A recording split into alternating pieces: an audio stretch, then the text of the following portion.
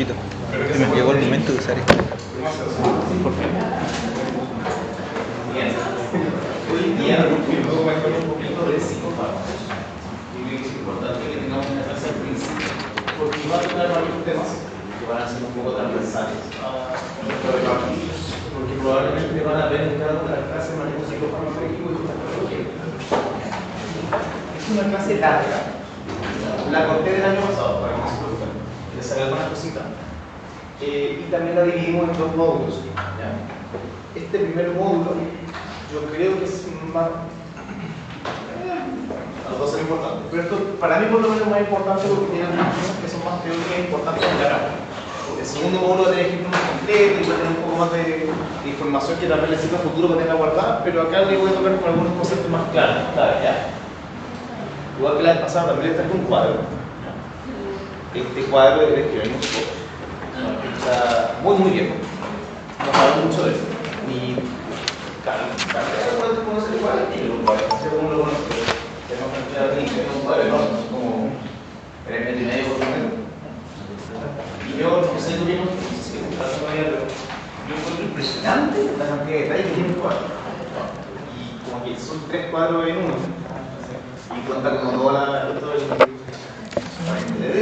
eso es de la experiencia y eso del interno.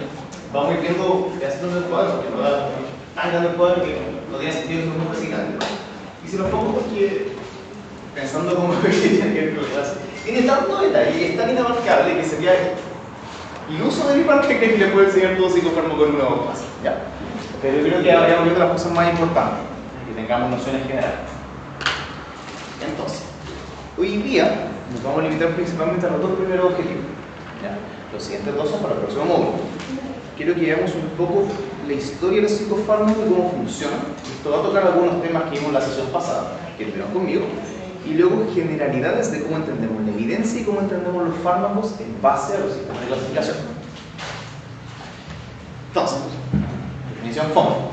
El psicofármaco viene de psique, que tiene esta regla en cuanto a viento, vida o alfa, y fármacos de remedio. Nada muy novedoso. En la práctica se entiende como psicofármaco un medicamento que tenga efectos en ánimos, sensaciones, pensamiento y comportamiento, que parece muy amplio. El punto es que tiene que ver con la mente. Y ahora hay estas concepciones bien interesantes y que saben cosas, o tienen nociones al menos como de algo, imagino yo no lo digo. Entonces, no sé si alguien sabe cuál que podría decir. En sus palabras, ¿qué relación tiene la depresión con la serotonina? Lánzase, caballero. Sí. Uno de los, digamos, una de las biologías que se son como teorizadas, creo que uno se está confirmada para la depresión, es una falla en la recaptación de la serotonina. Se genera un ciclo de recaptación constante de serotonina. Es la teoría del mecanismo de la antidepresiva, no la depresión. Ya. Pero vamos a ver caminando. ¿Alguien más sabe algo más de la serotonina y la depresión, alguna relación que tenga? ¿Qué sabe lo que es de TikTok? Me falta serotonina, esto es como Corea con pizza. Y es como una concepción que está empezada como digo, cultura popular, que es más grande que el médico, el psicólogo, nada de salud mental, podría decirme cómo es. Y esa relación está absolutamente equivocada. O más o menos, absolutamente equivocada. Acá el compañero al frente tenía cierto punto en que no hay cosas tan demostradas, pero hay nociones que están un poco transversales a nuestra noción de psiquiatría y salud mental y que se toman como realidades que tal vez no son tan reales. No quiere decir que sean falsas, pero que son más bien teorías. Y es importante aclararlo porque también nos permite entender cómo funcionan los psicofármacos desde una perspectiva más pragmática, no tanto de la biología, que también, como les decía, más de la próxima clase. Ahora, acá entonces, algo que comenté la sesión pasada y normalmente les copia esta clase, no es de historia, para que tengan contexto. Si tomamos un paralelo ¿sabemos aquí la la sesión pasada? Si tomamos un paralelo un poco, en cuanto a los tratamientos de salud mental, la psiquiatría empieza con finales de 1700, así como escuela de verdad, 1700 y tanto llegan los franceses. ¿Verdad? En sus primeros 150 o 200 años no había ningún tratamiento efectivo, nada, cero, absolutamente nada. Hasta como recién, la década de los 30, la persona de la electropulsión. Un tratamiento muy efectivo, muy seguro, muy bueno.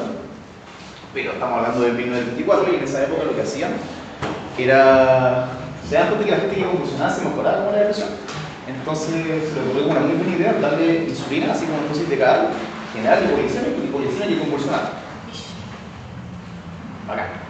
Funcionaba, pero súper peligroso. Y después a alguien se le ocurrió que podían, en vez de darle como la hipoglicemia inducida, directamente una corriente eléctrica, y hacían eso, ya una corriente eléctrica, así como casi que chúpate con el tenedor al chupo, básicamente eso. Y no era tan controlado como hoy día. Hoy día el procedimiento es con anestesia, súper seguro, no doloroso, excelente procedimiento, pero en la época, y como lo muestran las películas de los 50, 60, 70, era bien terrible. Pero funcionaba. Luego en los 40 aparece la lobotomía, que también la conocen. Es una cirugía brutal que ya no se hace, que yo creo que es un crimen contra la humanidad, donde con un palito, meten un palo como a través del ladrillo, llega como a la órbita justa, o sea, como, claro, como por loco, entra un martillo, le cortan un pedazo de cerebro, y eso lo ocupaban para personas que estaban muy agitadas, muy inquietas. Y funcionaba hasta que el inventor de la lobotomía fue uno de sus pacientes locos y se le pegó un escopetazo en la cosa. Sobrevivió. La cosa es que no teníamos ningún tratamiento hasta los 50 años, y llegan los psicofármacos que cambian un poco la historia de la psiquiatría. Como yo les comenté, cambia brutalmente cómo funcionaba la psiquiatría. Antes de 1950 era la consulta ambulatoria de los psicólogos y de psicoanalistas, y por otro lado, los pacientes hospitalizados. Con esto van saliendo pacientes hospitalizados. Como yo les comenté la vez pasada, y hoy día vamos a entrar un poquito más de detalle, en verdad, si los fármacos fueron un poquito como por suerte. La palabra más adecuada es serendipia. No sé si alguien escuchado la palabra serendipia, pero una serendipia es una coincidencia muy buena. De suerte, encontramos algo y resultó suerte. Los psicofármacos, y acá no vamos a estar en detalle completo, pero en resumen, estaban buscando otras cosas y encontraron cosas que funcionaron para otras cosas que nadie nunca se hubiera esperado. La clorpromacina, el primer antipsicótico y el primer psicofármaco como tal, se inventó porque como en los 30, 40, cuando la industria nada que ver, estaba viendo cómo la histamina se sentía, estaba haciendo como tanto su efecto antialérgico como para dormir, pues empezaron a estudiar la histamina, estaban viendo otras moléculas que se parecían a la clorpromacina, y de casualidad se la clorpromacina, probando como buscando para la histamina. Y empezamos a jugarlo y en verdad realmente cambió cómo funcionaba la psiquiatría. Porque empezó a tener efectos que nadie había predicho. Nadie tenía idea de lo que iba a pasar con la clorpromacina. Tanto así que la farmacéutica que inventó la clorpromacina se le pasó a pasar a estos médicos y psiquiatras para todas. Empezaron a hablar incluso para anestesia porque la gente le daba sueño, no funcionaba tan bien porque la gente igual le dolía. Y a alguien se le ocurrió, mira, pero igual como que se calman un poco, y así se empezó a masificar. Y fue una revolución tremenda. Entonces, es un derivado de la fenotiazina, lo cual no me importa que se aprendan. Lo que me importa es que sepan que la francesa tenía como esteroil antihistamínico, pero en verdad fue comprobando y encontrando que fueron encontrando estos efectos. Se vio al principio que bajaba la ansiedad y no daba tanto sueño, y se le empezó a llamar larga activa, porque tiene una larga acción, la gran parte. En 52, con todas estas pruebas de gente, y ojo que en esta época no existían los recetas, o recién estaban empezando a aparecer, pero no habían llegado a la psiquiatría, como que se lo pasaban al médico y lo ocupaban y veían qué pasaba y lo contaban así en las luchas, en las conferencias, pero no había como estudio formal, no como las conocemos hoy día. Empezaron a ver que había pacientes que se les calmaba la agitación, incluso que se les pasaba la psicosis. Estamos hablando de pacientes que llevaban años hospitalizados, encerrados, que les cambió la vida. Lo compró una distribuidora gringa y le puso un nombre así, que es el nombre que sigue teniendo los paros. Como los gringos son muy gringos, y para que se hagan una idea de lo revolucionario que fue y lo potente que es a nivel económico, porque también tiene que ver con cómo funcionan los psicofármacos, la inversión inicial fue de $350.000. Hizo un ajuste de eso a la inflación. La ganancia es de $75 millones. No sé si alguien me puede para la matemática, pero eso es como el 2000%. Y no, si usted le cuenta un negocio y le renta el 2000%, me llama. ¿Ya? Invertimos juntos. Es una brutalidad de plata, una locura. Una locura. ¿Ya? Entonces, como vieron que SKF le fue tan bien con la clorpromacina, todas las distintas farmacéuticas empezaron a tratar de meterse al juego de los psicofármacos. Y así salieron muchos otros psicofármacos. ¿Ya? Y salen los otros fármacos que están debajo de la clorpromacina: la imipramina, la hipronacida, por otro lado el diazepoxio, el diazepam. ¿A quién le suena la imipramina? Todavía se ocupa, pero casi como cicatriz, se ocupa. Su primer antidepresivo tricíclico. Sí. Lo ocupan mucho los urólogos para el manejo de. ¿Cómo se llama? Gracias, la iproniazida le suena a alguien. ¿Le suena la isoniazida? ¿Isoniazida? Isoniazida la tienen que conocer. Sí, se lo conozco. ¿De qué es isoniazida? Tuberculosis. La iproniazida es casi el mismo fármaco. Sirve en otro mecanismo que le puedo explicar a la próxima clase. Y se probó, de hecho, con los pacientes con tuberculosis y empezaron a ver que los pacientes con tuberculosis tenían menos pena. Ah, mira, un antidepresivo. Creo que ese óxido también se ocupa todavía, pero re poco lo ocupamos nosotros. Una benzodiazepina, bueno, ese mismo. Para estar en como medicamentos de intestino irritable, para la guatita como microcompra. Y diazepam es la primera benzodiazepina. ¿Ya? La cosa es que aparecían estos fármacos que funcionaban, pero nadie sabía muy bien cómo funcionaban. Entonces a la gente se le ocurrió, bueno, funcionan entonces. Veamos qué hacen en el cuerpo para entender de dónde viene la enfermedad. Esto sí lo hablamos en la sesión pasada, ¿se acuerdan? Que a través del descubrimiento de los fármacos se empezaron a transmitir de dónde venía la enfermedad, por qué pasaba. Ver qué mecanismo tiene la glucosamina, a ver si eso me permite explicar la psicosis, porque si sabemos que funciona. Y así empezaron a aparecer las primeras teorías de, por ejemplo, esquizofrenia, las primeras teorías de la depresión, la primera teoría de la ansiedad a nivel cerebral, tratando de entender qué sean las moléculas de energía.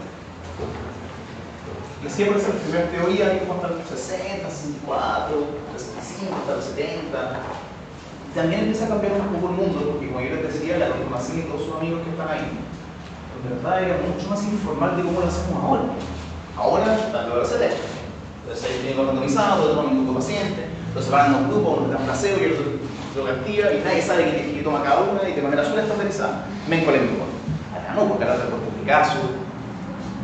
Un poco más formal, y eso también importa un poco cómo entendemos los fármacos. ¿Ya? Entonces, por un lado, les decía, la neurociencia empezó a generar esta hipótesis.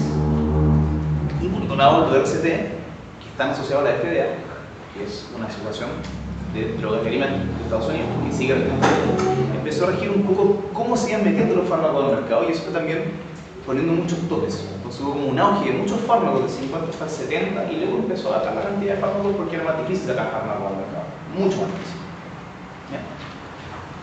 Ahora, como yo también les comenté un poco la vez pasada, esto de los psicofármacos tenía que ver un poco, eso tenía como esta lógica de tratar de entender cómo se dan las enfermedades, como hemos visto que en realidad no es tan así. Y por eso yo le ponía esta diapositiva al principio de la depresión y la serotonina. Está con esta noción de que la depresión se cura por aumentando la serotonina. Por eso está acá el compañero al frente diciendo que parece que la depresión tiene que ver con falta de serotonina. De ahí viene, porque eso, efectivamente los antidepresivos aumentan la serotonina, entre otras cosas. Pero cuando uno empieza a mirar la cuestión no es tan simple. ¿No? La depresión es mucho más compleja que solo falta de serotonina. La esquizofrenia es mucho más que solamente exceso de dopamina. Justo antipsicótico, entre paréntesis, bloquean receptores de dopamina. Es como unas pequeñas conclusiones para entender un poco por qué me importa el estudio y por qué estoy hablando de esto. El psicofármaco cambió la historia de la psiquiatría y empezó a tener un problema mucho más neurocientífico. Porque ahora entendemos los fármacos y entendemos cómo funciona la medicina, cambia un poco el enfoque de la salud mental, cambia un poco cómo entendemos la enfermedad. Pero está en este hipótesis reduccionista, que está la sesión pasada. Eso hace que empecemos a entender las enfermedades como diagnósticos categóricos. ¿Se acuerdan que les comenté? Estábamos sembrando semillas la sesión pasada. Entendemos entonces los diagnósticos de salud mental como entidades específicas. Y hoy día, esta es una excelente clase de trastorno de salud mental, entienden que los diagnósticos de salud mental en sí no son categorías tan exclusivas y específicas, sino más bien son consensos que ocupamos, que vienen un poquito acá. Y ahí si uno empieza a mirar el modelo médico clásico, hay una diapositiva que lo trae. Si yo tengo la sífilis, como esta enfermedad infecciosa que yo sé por hecho que viene del treponema pallidum, yo sé que sanando, o sea, curando a la persona del treponema pallidum con penicilina, se le pasa la sífilis. Está clarísimo que la enfermedad de la sífilis depende del treponema pallidum, y si yo tengo que poner la esencia de la sífilis, es el bicho ese, que no se cumple tanto para la persona de esquizofrenia, no tanto como me gustaría, y para otras enfermedades que se me tampoco. El ensayo clínico, ¿cómo funciona? Y lo de RCT funciona en base a esta lógica. Es mucho más fácil acá, porque si yo tengo una infección, y ocupo la infección como un ejemplo fácil, porque es fácil de entender siempre y es como bien característico de la medicina. Si yo tengo una infección a un bicho, yo no sé qué funciona ese bicho, o qué funciona mejor, porque ya los antibióticos me dicen ya 2 medicamentos para el mejor, yo podría poner una receta, por ejemplo, tomar pacientes enfermos y pacientes, tomar pacientes enfermos y separar los dos grupos, placebo versus antibióticos, o dos antibióticos uno contra otro, y para una diferencia para la etiqueta y es fácil de identificar y cuantificar. Porque las entidades de estas clases naturales o las enfermedades más clásicamente médicas son más fáciles de cuantificar. Pero ahí está como este pero que yo le he hablado un poco de la enfermedad de salud mental, nos calzan también acá. Sin embargo, igual tenemos que estudiarlos con este modelo. Porque yo no conozco ningún otro modelo que me permita hacer estos estudios. Tengo que hacer recetas de los fármacos, a pesar de que de receta tardemos es la mejor herramienta en el mundo ideal para estudiarte. No sé si una herramienta mejor en todo caso. El punto es que como me complica un poco cómo yo estudio la enfermedad en base a la receta. ¿Se entendió eso? Suena un poco confuso. Es un poco como malabares mentales, no me interesa que lo memoricen, me interesa más bien que lo entiendan. Y la receta funciona cuando yo considero la enfermedad de salud mental como estas categorías más o menos inventadas por nosotros. Pero realmente son categorías inventadas por nosotros. ¿Okay? Ahora, ¿qué fue pasando entonces? Yo les decía, si la vida funcionara tan bien con los fármacos como uno esperaría, y las teorías fueran tan ciertas como esperaríamos nosotros, en los 90 en adelante, empezaron a ver que los fármacos no funcionaban tan bien como esperábamos. Porque si las teorías fueran tan precisas como nosotros creíamos que iban a ser, ya no tendríamos esquizofrenia, ya no tendríamos depresión, estarían todos sanados, y la cosa no es así. Los fármacos funcionan, de eso no tengo ninguna duda de que funcionan, y espero que ustedes tampoco queden con duda hoy día de que funcionan. Pero no funcionan tanto como nos gustaría, y nos da a entender que tal vez las enfermedades de salud mental son más complejas de lo que esperábamos. No son tan simples, no son tan explicables con estas teorías tan simples que nos plantean al principio de los 60, 70. A medida que han salido nuevas drogas, y esto sigue pasando hoy día,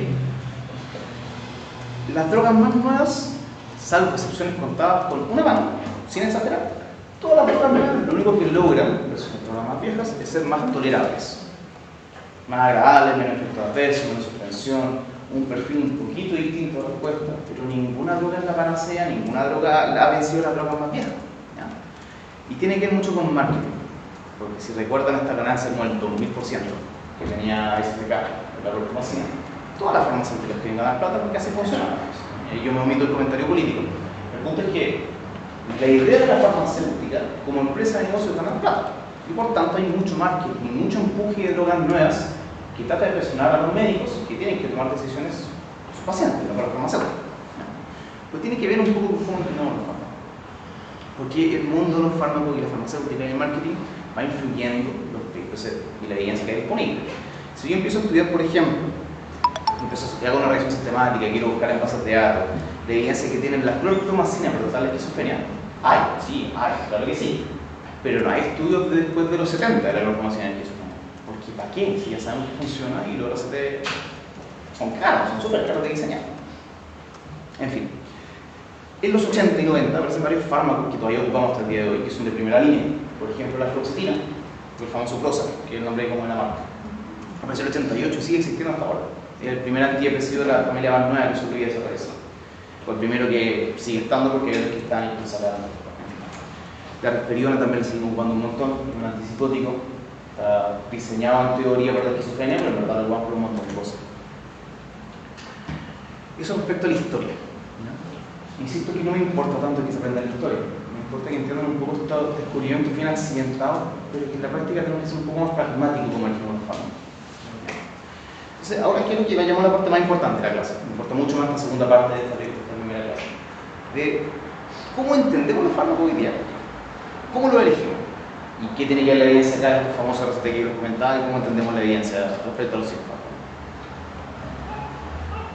Siguiendo el modelo médico por estudiar la sífilis, en general, yo tengo una persona enferma, yo doy un medicamento, resolví el problema de base con esta cura, y la persona está sanada, feliz, curada, sacó el problema. Y por eso el internista tiene 5.000 o 10.000 enfermedades.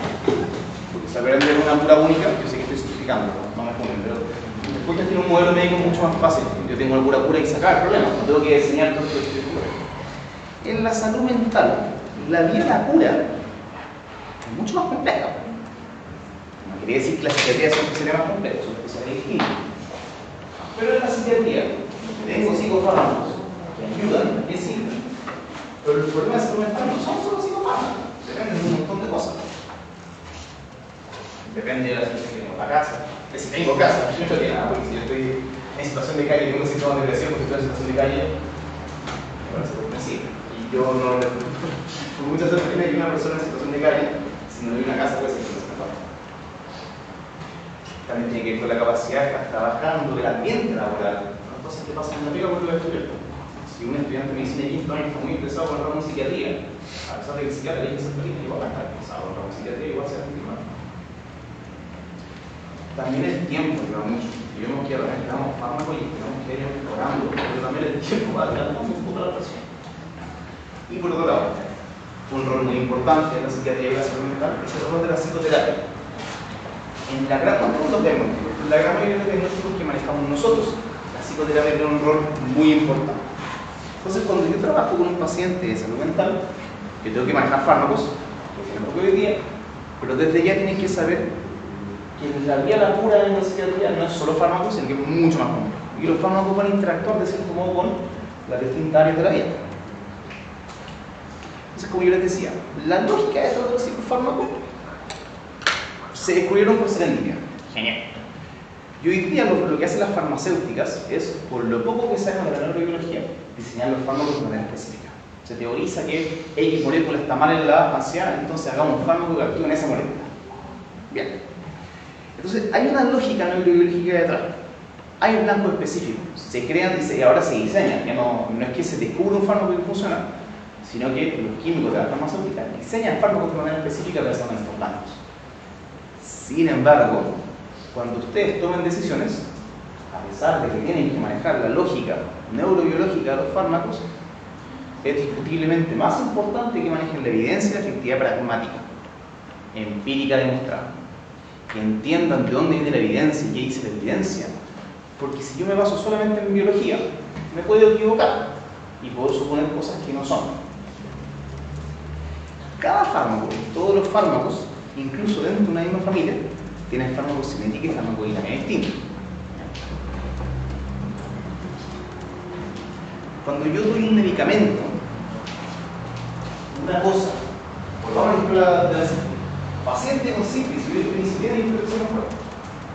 Sería rarísimo que un paciente con sífilis no se mejore con penicilina. Rarísimo, yo nunca lo he escuchado. Para yo, en psiquiatría puede ser que sí. Pero yo no conozco un caso así. En psiquiatría es mucho más impredecible el efecto de los fármacos. Acá tiene mucho que ver con ir probando, y hay muchas variables que van a mediar. Porque como yo les decía, si la enfermedad de salud mental depende de muchos factores, y no solamente de una alteración biológica, si yo trato de sanar esta alteración biológica, pero no me hago cargo de otros factores, puede ser que la cosa no mejore. Y aparte los fármacos son bien impredecibles por varias cosas. Por un lado, si la persona ya tomó el fármaco, los fármacos interactúan entre sí, puede cambiar la disponibilidad del fármaco. Un fármaco que tiene un efecto clínico, un efecto específico en algún receptor, en dosis bajas puede tener un efecto distinto en dosis alta, que también complica la cosa. Eso quiere decir que, de manera dosis dependiente, un fármaco que tiene solamente una acción, si yo aumento la dosis, puede ser que tenga más acción.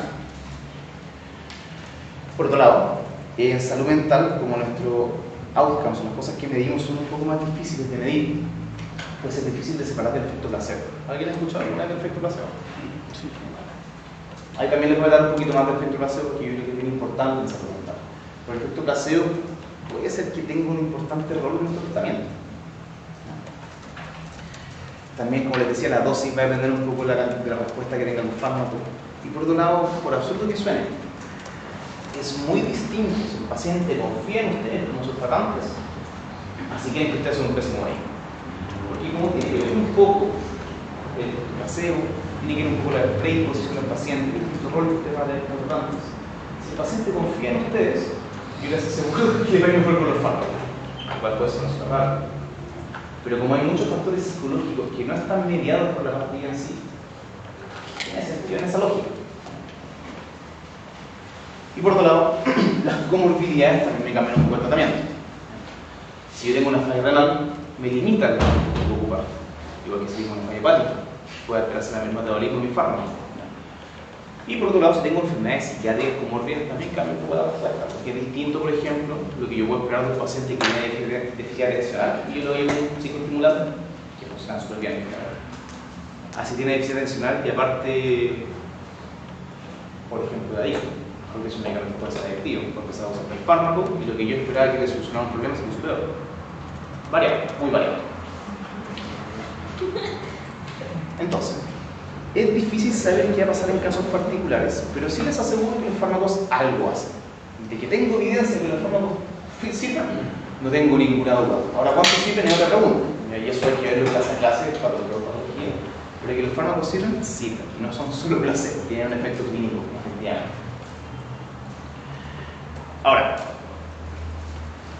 esto yo creo que es lo más importante de esta clase. ¿Cómo se elige el fármaco? Depende de muchas cosas. Como decía, el efecto va a depender, pero la lógica es la siguiente. Y esto es un ejercicio mental que yo tuve que hacer para saltar una cierta diapositiva y también basado en el libro. Esto no es solo mi cosa, no se preocupen, hay gente más inteligente que yo. ¿Ya? Pero esto es un ejercicio mental de qué es lo que hace el psiquiatra y el médico general cuando indica un fármaco. ¿Cuál es su curso de pensamiento para dar el fármaco? Es súper importante, obviamente, que haya una evaluación clínica muy acabada, que busque todos los fármacos, que busque todos los síntomas, cuáles son las quejas principales del paciente, y después de su evaluación acabada, ustedes pueden hacer un diagnóstico. Es un absurdo. Obvio que hay que hacer un diagnóstico, porque no está diciendo el psiquiatra. Porque el diagnóstico, por obvio que suene, va a guiar un poco dentro de un gran espectro de fármacos, me va a permitir achicar cuáles de estos fármacos específicamente van a servir. Pero además, no solamente me interesa el diagnóstico final de la persona, sino también me interesa saber qué síntomas son los que más me molestan al paciente.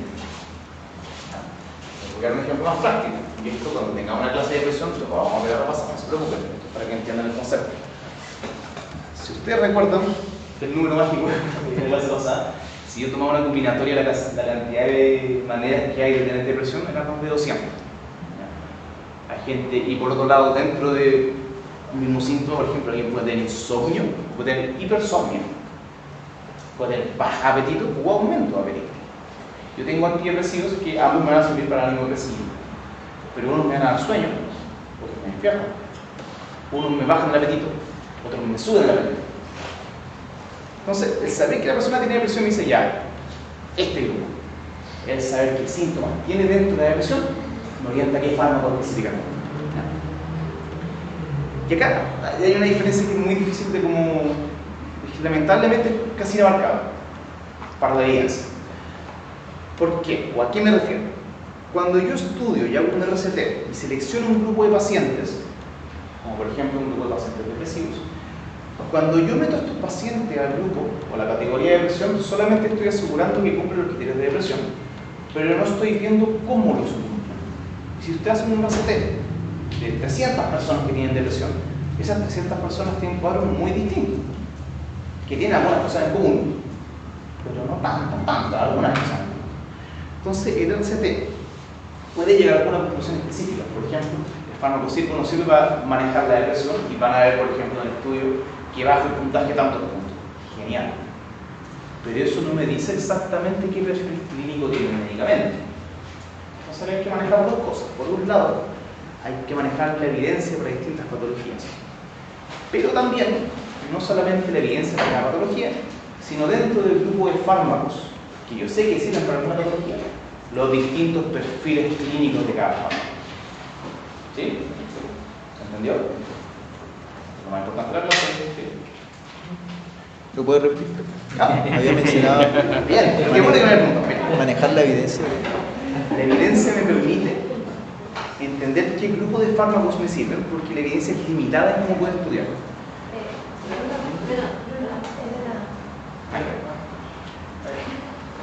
Porque la evidencia me limita un poco cómo puedo estudiar la depresión. Y como la depresión es tan variada, cuando yo hago un estudio clínico, yo puedo ver si un fármaco sirve o no para la depresión, pero se me hace difícil en este estudio ver qué tipos de depresión tienen los pacientes, cómo era cada cosa y el efecto clínico específico del fármaco, sino que al final el estudio me dice cómo va a completar.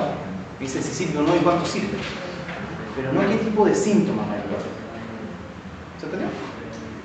el tipo de síntomas se sabe un poco más por la experiencia, un poco más el perfil farmacológico del medicamento, pero los papers ustedes no van a encontrar, y si no encuentran más, pues no van a encontrar, por ejemplo, en que diga una RCT creando depresiones de pacientes específicamente que tengan hipersomnia, anedonia, no tanto ánimo depresivo y tengan una característica específica, porque ese grupo de pacientes va a ser imposible de reclutar. Es imposible, porque tengo que tener un estudio grande, tengo que hacer por lo menos 60 pacientes para que el estudio tenga sentido. Reclutar 60 personas con las mismas características, sabiendo que hay más de 200 combinaciones de depresión, imposible. ¿Ya? Entonces, lo mismo, como el flujo de pensamiento que tienen que hacer ustedes en base a lo que yo les comentaba. Hacer bien el diagnóstico, identificando cuáles son los síntomas principales. Una vez que tengo el diagnóstico, reviso la evidencia para ese diagnóstico específico, pero además, y en paralelo, sabiendo qué cosas puedo elegir dentro de la evidencia disponible, qué elección específica voy a tomar con cada paciente. Porque a diferencia de la sífilis, no hay un fármaco recomendado, hay 30 fármacos recomendados.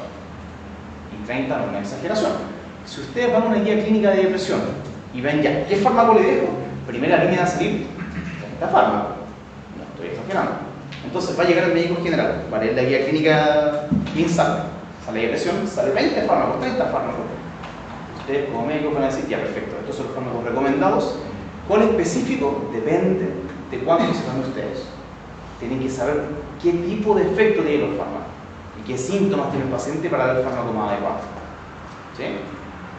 Súper importante. Entonces la evidencia solo sirve para saber los fármacos en general y el que son los que dicen. O sea, como el arsenal del fármaco nomás, para esa enfermedad. En general sí, así están orientados los RCT. ¿Ya? Si tú quieres diseñar un RCT distinto, puedes, pero no es farmacéutica que te lo financia.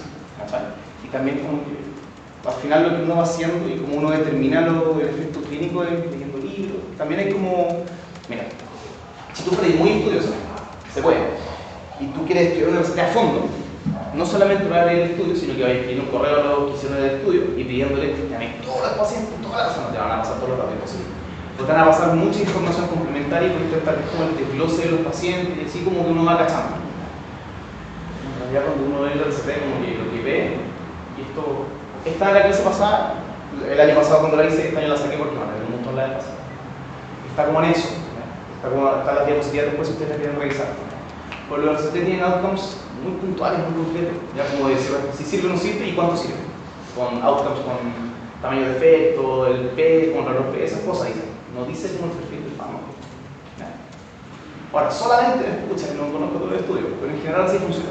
Los metaanálisis dicen si un medicamento sirve o no sirve, cuál sirve más.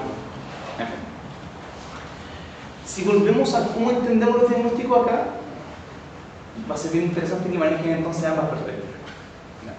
Porque yo sé que como yo hago la clase es una que estoy atacando un poco los diagnósticos categoriales, o tal vez suena así, no sé. Como que fuera malo categorizar los pacientes bajo una categoría específica. Pero no es que sea malo, porque igual me sirve. ¿Ya? Yo tengo que saber estos diagnósticos medio inventados que tenemos los psiquiatras para poder definir y acotar un poco el tratamiento que puedo dar a los pacientes, porque si no es muy a la pinta de uno. ¿Ya? Los diagnósticos categoriales son dicotómicos. ¿Tiene o no tiene depresión? Filo, ¿cuánta depresión tiene? Si es muy caro, ¿no? ¿Tiene o no tiene depresión? Esa decisión de conocimiento me simplifica la práctica. Me permite identificar entonces una población para estudiar qué grupo de fármacos le puedo dar.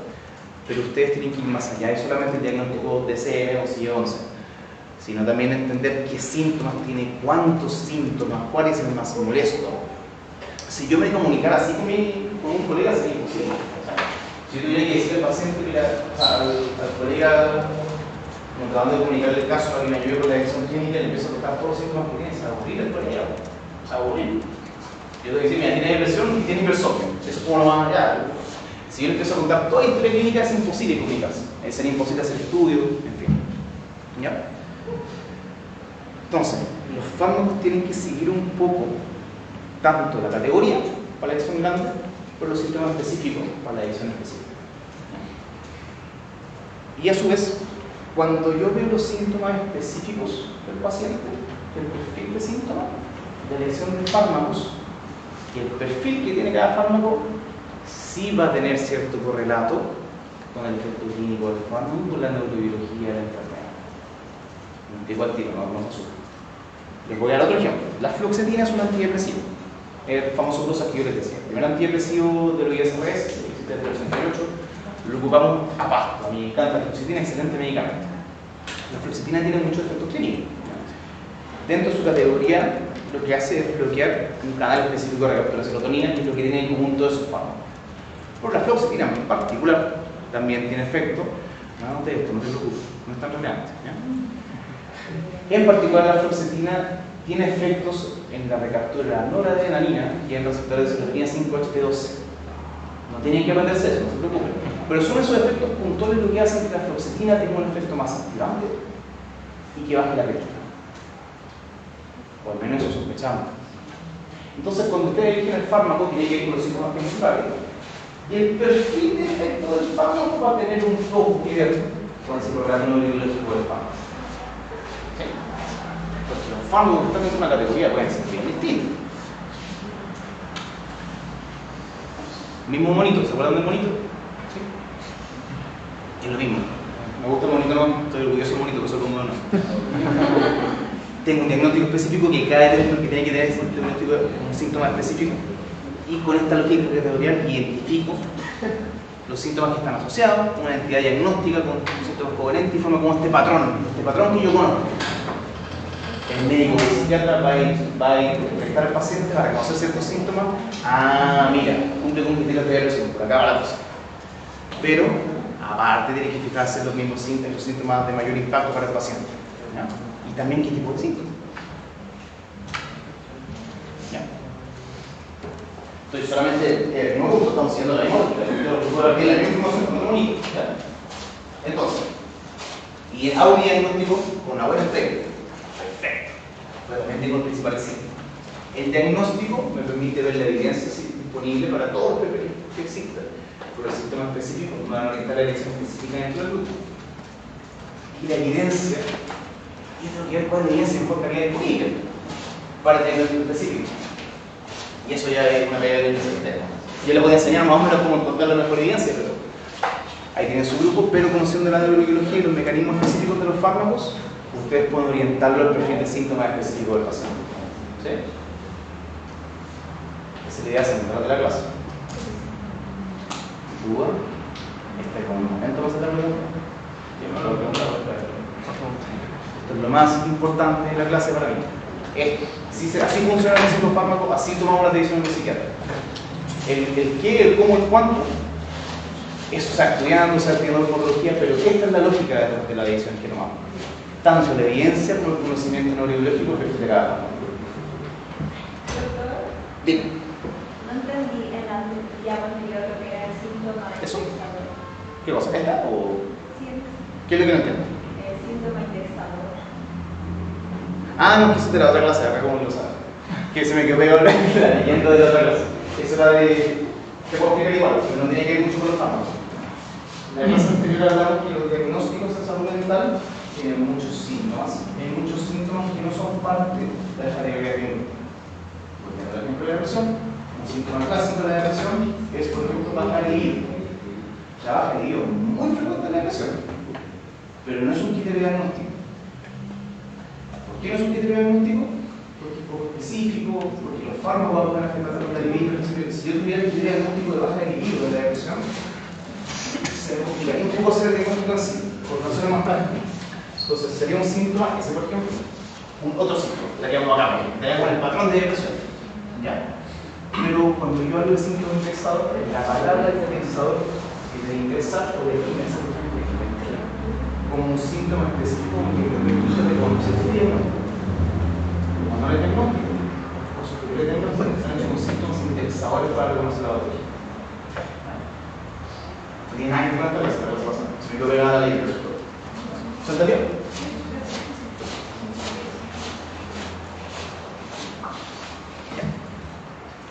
Entonces, ¿han escuchado la famosa medicina basada en la evidencia? Me imagino, si no, yo no la duda. Tiene que ser algo de, ¿no? Ahora, ¿qué dice la medicina basada en la evidencia? no es solamente saber buscar y leer efectos, no es solamente eso. La medicina basada en la evidencia tiene 3 pilares,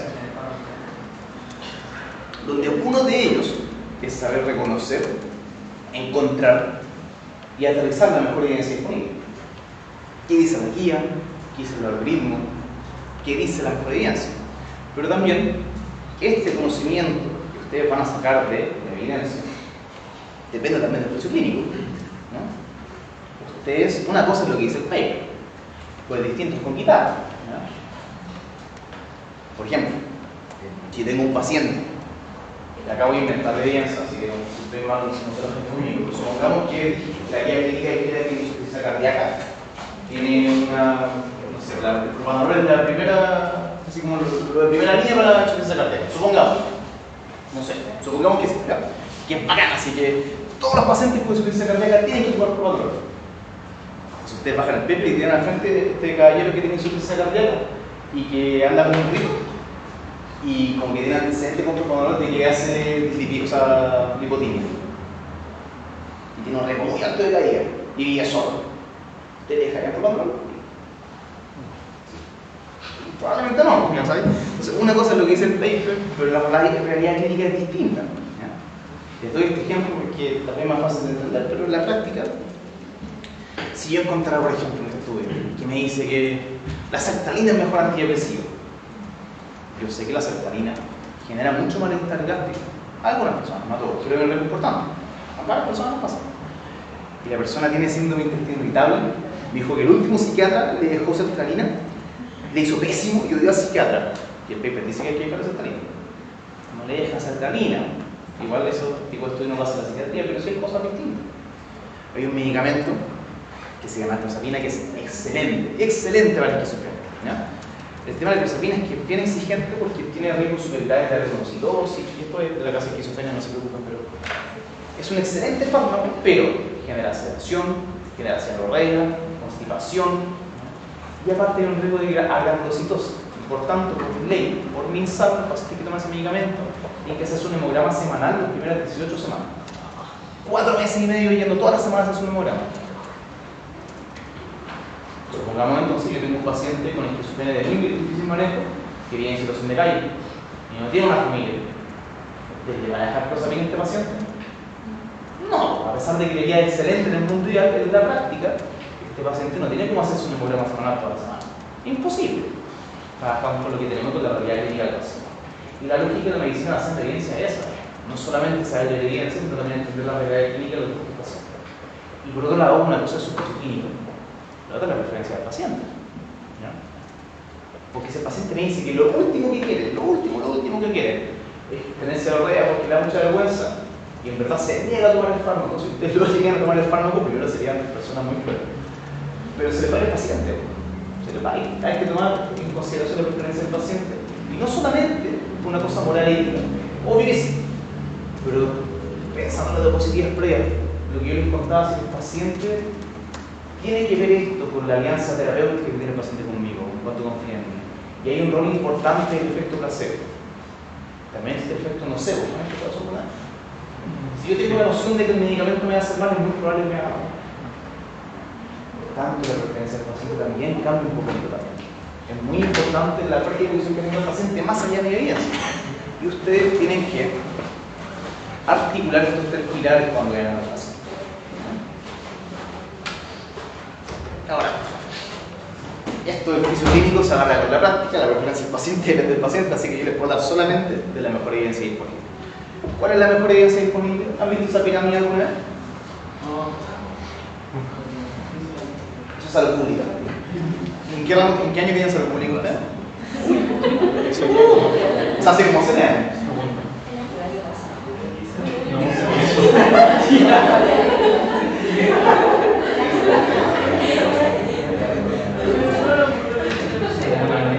Cuando uno mira la evidencia disponible, estoy botando casi todo el rato, cuando uno mira la evidencia disponible, hay muchos tipos de estudios. Y eventualmente se llega a que manejan todos los tipos de estudios y la diferencia de cada uno y cuál es la fortaleza que diaria. Se diría, no se van a mirar eso, ustedes hacen público, tendrán que trabajar ustedes cuando quieran hacer esto. más importante y de mayor calidad. Mayor calidad en el sentido de, o sea, no me han hecho obviamente, pero la potencia para tener mayor claridad de la realidad de un fármaco es mucho más alta de una RCT que una opinión de experto, obviamente. La opinión de experto, cuando yo hablo de opinión de experto, no me refiero a que el experto, yo por ejemplo, porque por ejemplo, si yo les digo que la cercanía es excelente, pero les muestro el paper, eso no es opinión de experto. La opinión de experto es como, mira, no tenemos ningún estudio disponible, pero con mi experiencia yo digo que estaría así. Venga, puede servir, si es lo único que tengo, es lo que tengo, ¿no? Venga, igual. El RCT es mucho más potente porque tengo un estudio demostrado. Las series de casos también son más anecdóticas. Las cohortes ya me sirven un poquito más, las sangre de una cohorte, ¿sí? Acá no tengo una comparación, solamente tomo un grupo y lo sigo de manera prospectiva y digo qué pasa. Pero no estoy comparando nada, solamente estoy dando el fármaco y digo qué pasa. Es mucho más fácil de hacer. Los RCT son mucho más potentes. ¿Saben la diferencia entre una revisión sistemática y un metaanálisis? Ay, nunca sabes esta cuestión. No. El metaanálisis es como... El metaanálisis es como un apellido que se le pone a la revisión sistemática. La revisión sistemática es un método para buscar evidencia. Que tiene como lo que se llama un query. Un query como esta como búsqueda que se arma en el motor de búsqueda. Y incorpora todos los estudios que encuentren que cumplen con estas características de tabulación de estudios. Y como que lo resume de manera narrativa. El metaanálisis toma esa misma revisión sistemática y la aplica a cálculos matemáticos muy complicados que hay que tener como postítulos para entender cómo hacer. Y yo no sé hacer un metaanálisis. O sea, entiendo cómo se hacen, pero no sé hacerlo yo. Por tanto, sería superior lógico esperar a que ustedes supieran hacer un metaanálisis. Lo importante es que el metaanálisis resume de manera numérica, matemática, vaya con una revisión sistemática. Y por esa lógica, dado que me entrega información más contundente que la revisión sistemática, que está un poquito más arriba en esta pirámide, pero la revisión sistemática igual me sirve. Pero Bien. la revisión sistemática existe mucha evidencia y está Sí.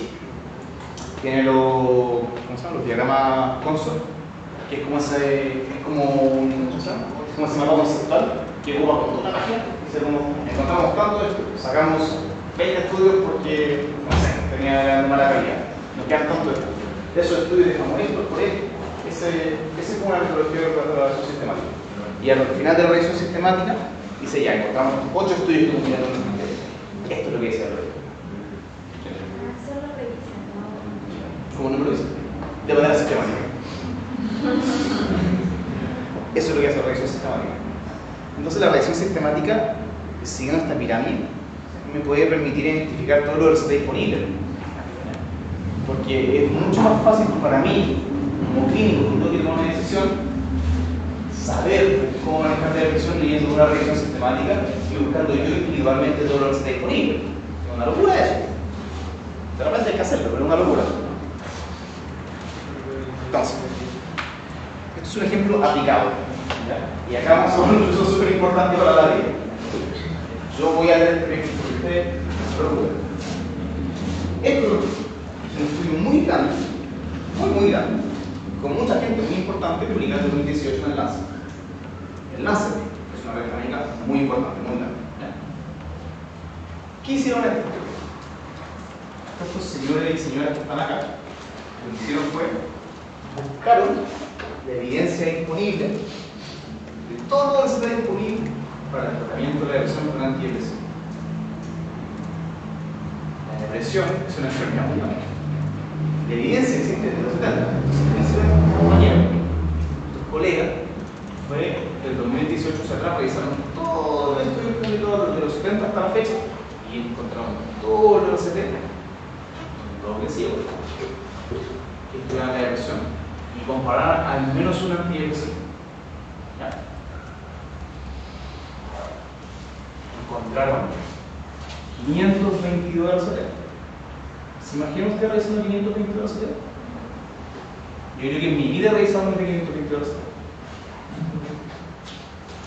En total, si yo veo la cantidad de pacientes presentados en esos 522 RCT, 116.000 pacientes. Todos estos estudios como ponderados total. Buscaron resolver específicamente que fueran para tratamiento de trastorno de presión mayor, eso es un criterio estandarizado, en adultos de 18 años. Y excluyeron los estudios cuando hubieran pacientes con bipolaridad, con depresión psicótica, con depresión sin tratamiento, o con comorbilidades médicas graves. No me acuerdo qué especificaban, pero comorbilidades médicas graves, por ejemplo, cáncer de la 4, algo así. Excluyen esos estudios básicamente para estar mirando depresiones más simples, no tan complicadas. La depresión psicótica tiene que hospitalizar, el paciente con bipolar es distinto al paciente con depresión monopolar. No, lo mismo, lo importante acá es que trataron de estandarizar un poco. ¿Ya? Y lo que hicieron ellos, como agarraron todo lo de los cerebros, hicieron esta revisión sistemática, pero ellos hicieron un metaanálisis. Y específicamente, y no se preocupen, no tienen que aprender, hicieron lo que se llama un network metaanálisis. Lo que hace el network metaanálisis, supongo la siguiente problema. Yo tengo un estudio que me compara sertralina contra placebo. La sertralina le gana al placebo. Estudio A. Tengo estudio B, que compara fluoxetina contra placebo. Fluoxetina le gana al placebo. Bacán. A dice que sertralina es mejor que el placebo. B dice que fluoxetina es mejor que el placebo. ¿Es mejor sertralina o fluoxetina? Tendría que ser un estudio que diga sertralina versus fluoxetina. Esa es la única manera de verlo bien. Y aparte, el estudio de paciencia como los pacientes que estuvieron en el estudio A y en el estudio B, a pesar de que pueden cumplir los mismos criterios de ingreso al estudio, un estudio puede ser hecho en Finlandia y otro en Japón. Y los de Finlandia puede ser que hayan tenido un promedio como de síntomas de depresión mucho más graves que los de Japón. Entonces, como que lo que hace el network metaanálisis es como cálculos matemáticos muy complicados, mucho más complicados de lo que mi cerebro puede entender, permiten hacer comparaciones entre fármacos que no tienen comparaciones directas necesarias. Por tanto, bajo esta metodología yo podría encontrar y poder hacer una comparación numérica de si es mejor la sertralina o la fluoxetina a pesar de no tener estudio. Lo que hace este monito es más grande la pelotita, más estudios primarios tiene el fármaco. El que tiene la pelotita más grande del placebo, obvio, hay que comparar el placebo contra el placebo. Pero por ejemplo, no se preocupen de porque hay un medicamento que ni siquiera está en Chile que se llama milnacifran. Ese puntito de minuto es el puro estudio. Ese, ya milnacifran, milnacifran por ejemplo está comparado con glucosamina, pero no está comparado con ese que está ahí.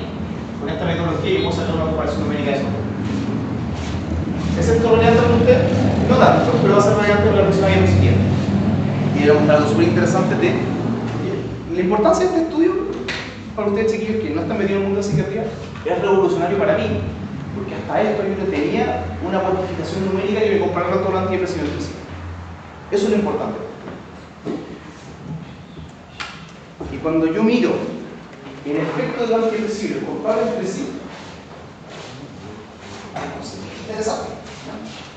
Acá están los resultados con outcomes continuos. Esto como outcomes discretos. Outcomes continuos es un puntaje total, outcomes discretos es poder básicamente eso. Alguien se atreve, y no sé tú cómo no digo, pero alguien se atreve a tratar de interpretar este gráfico. ¿Se acuerdan de ese tipo de gráfico? ¿De gráfico? ¿Qué bueno? Carajo. No. ¿Qué son los gráficos de caja y oro? ¿De qué significa? Pero nada, si yo tomo una nota. Tranquilo. Ya, ok, aprovecha la sinceridad. Lo que hace la caja de bigote me marca una media con sus desviaciones estándar. ¿Ya? ¿Se acuerdan del concepto de desviaciones estándar? No, bueno, lo paso acá chiquitito después, ya, pero... ¿Se acuerdan del valor P? Tienen que saber eso, ¿eh? ¿Cómo se calcula filo para el diablo? La cosa es que, en general, cuando yo tengo un P menor a 0,05, quiere decir que una diferencia estadísticamente significativa.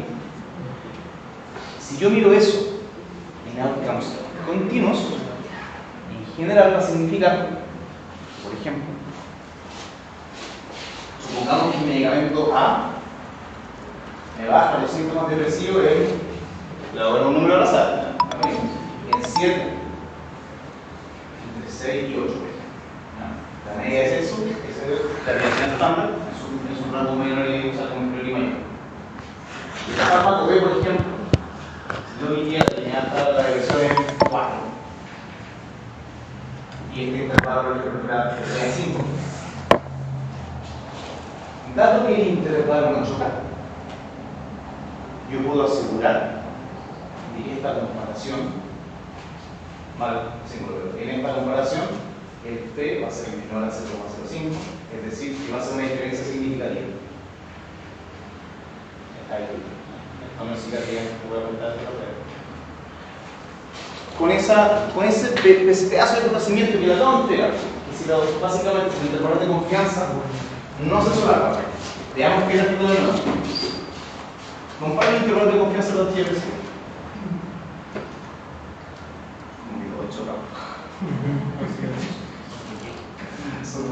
Ya, la nitrifilina le gana a la reboxetina. En mi vida he visto reboxetina en el mercado. ¿Por qué relevante esto? ¿Por qué les pongo esto? Porque parece que eso no compara a todos los antidepresivos, pero la mejor IS disponible, como que son todos los ¿cuántos son esos? ¿20 y tantos fármacos? Si yo tomo el diagnóstico de depresión y he hecho a todos los pacientes en un estudio enorme y veo qué fármaco es mejor para la depresión, son todos iguales. Entonces, ¿cómo que está tomando la decisión usted? Por lo que comentaba antes. ¿Ya? No son iguales, hay alguna diferencia, pero...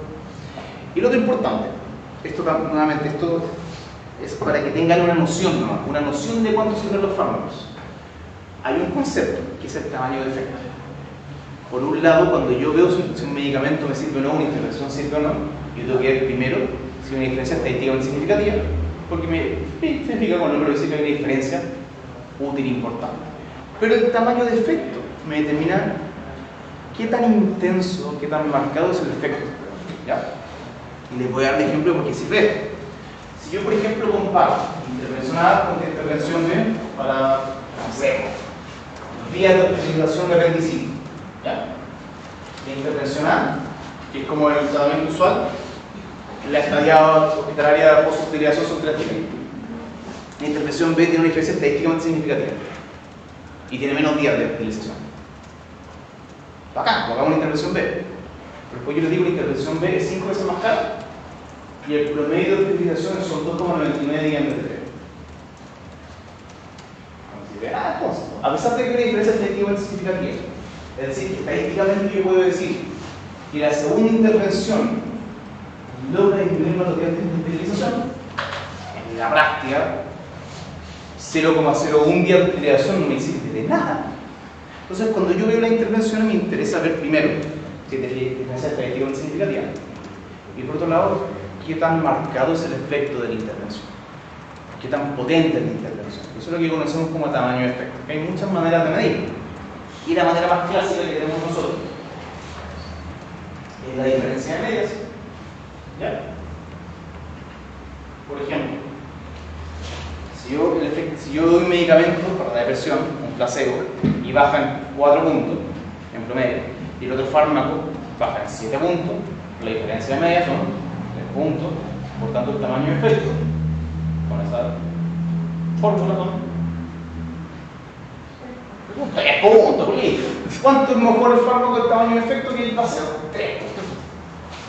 Y luego, acá hay cálculos matemáticos que son más complicados, pero con esa lógica, si yo estandarizo esto con cosas más complicadas, yo llego como estos rangos. Estos son rangos estandarizados, aportados por todos los especialistas. La cosa es que con este bonito, con este concepto estadístico, que es la D de Cohen, que es una diferencia bien estandarizada, por consenso, si mi D de Cohen es menor a 0,3, es un tamaño justo de qué. Sirve, pero que ahora no tanto. De 0,3 a 0,6 ya es consiste. 0,8 a 1,2 es grande, 0,6 a 0,8 es como tener a nadie, y solo 1 es una diferencia así como enorme, gigante, magnífica, maravillosa, wow. Si yo miro el tamaño de efecto de los fármacos antidepresivos para la depresión con esta clave que yo les doy acá, esa es la diferencia media promedio de cada uno de estos fármacos. Algo por acá, pequeño, algunos medianos, pero hay diferencias de estima significativa. Entonces, como en conclusión, todo antidepresivo entre sí no tiene mucha diferencia con la depresión. Y el tamaño de efecto de la antidepresión no es tanto. Todo igual, 0,3, 0,4, 0,5, 0,3, 0,4 están. Es igual de antidepresivo, como si no están haciendo un programa casero. No está bueno. Entonces usted me va a decir que, pero doctor, entonces ¿por qué le dejan que los médicos a los pacientes si no son tan buenos? ¿Por qué mejor que el placebo? ¿Por qué mejor que el placebo? Estoy seguro que es mejor que el placebo. No tanto, pero es mejor que el placebo. Que si hay que vamos a hablar del placebo. No nos queda tanto, chicos, no se preocupen. El placebo es la psiquiatría de un rol muy importante. El placebo, por definición, es un tratamiento que cuando yo lo doy es una sustancia inerte, no tiene un efecto clínico, no tiene efecto en la salud ni lo que sea, pero lo doy con la intención de que me sirva a la persona, la intención de que tenga un efecto psicológico. En teoría, cuando yo doy un placebo, o sea, éticamente la persona en la vida real, no lo estudio, tiene que saber que es un placebo. Yo no puedo dar un placebo a alguien y decirle que no es un placebo, como a menos legal. Pero en un estudio la gente firma contratos donde están de acuerdo con la posibilidad de seguir placebo. Entonces el paciente va a ser randomizado a un estudio donde hay una droga activa y un placebo, pero el paciente no sabe si va a la droga activa o un placebo y puede empezar a mejorar. No va a saber si está tomando placebo o medicamento activo, pero hay una posibilidad de que sea un medicamento activo. Pero ojo entonces que el placebo, cuando yo estoy mirando un estudio, es malo. ¿Ya? Yo no quiero que mi medicamento inerte tenga placebo, porque si no tiene placebo, si tiene poco efecto placebo, en mi estudio, yo como investigador que quiere vender mucho, quiero que mi fármaco se diferencie harto del placebo. Pero yo que soy clínico, yo tengo que ser amigo del placebo, porque el placebo es inevitable. El nivel o el tamaño de efecto del placebo en la psiquiatría es importante. En las patologías psiquiátricas el placebo tiene un efecto muy importante. ¿Qué tan importante? Depende de la enfermedad, depende del diagnóstico. El diagnóstico tiene un tamaño de placebo. Sabemos que no se logra explicar solo por biología, porque